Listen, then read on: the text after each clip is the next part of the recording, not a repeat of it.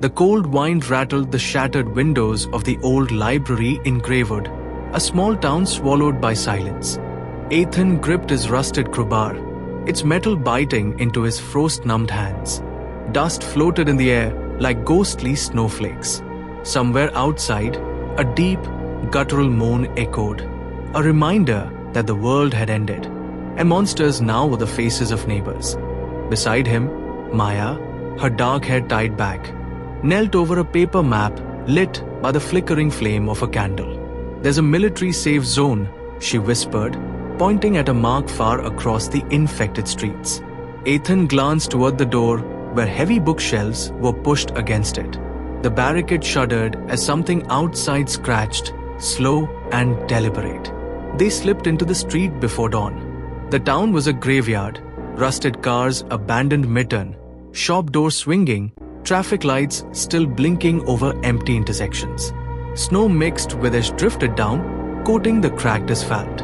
In the distance, a lone zombie in a torn postman's jacket dragged its broken leg, its eyes milky white. The two moved quietly, crouching behind vehicles, avoiding shadows that twitched with unnatural life. Every step felt like walking on glass. From an alley, a pale hand shot out, grabbing Ethan's coat. He swung the crowbar, skull meeting steel with a sickening crack.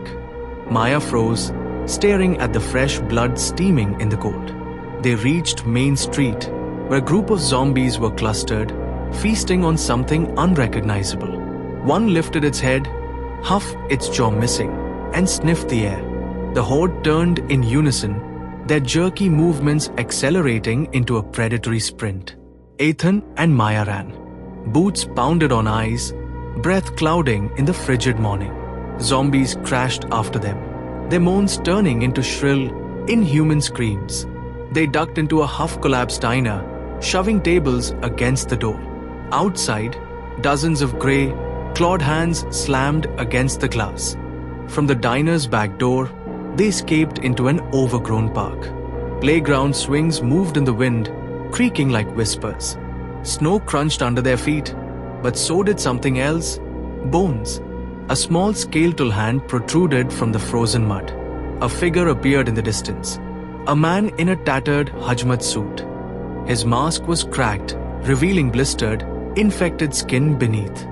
He raised a trembling hand, warning them away. Before Ethan could speak, a zombie lunged from the bushes and dragged the man screaming into the trees. They didn't stop running until they reached the railway bridge. Beneath it, the river was half-frozen, chunks of ice drifting slowly. From the bridge's shadow, pale shapes emerged, crawling on all fours like animals. The creature's skin was stretched thin, their teeth too long for their mouths. One pounced at Maya. Ethan tackled it midair, slamming the crowbar into its spine. Another grabbed his leg, pulling him toward the icy water. Maya fired her small revolver, the shot echoing across the dead town. By nightfall, they found an abandoned church. Candlelight flickered through stained glass, and the smell of burning wood mixed with rot. Inside, survivors huddled together, faces gaunt and eyes hollow. A priest in blood-stained robes offered them soup without a word. That night, screams woke them. The barricaded door splintered as a massive zombie, swollen with infection, forced its way in. Its head scraped the ceiling, and its arms swung like wrecking balls. Ethan yelled for everyone to run. The survivors scattered.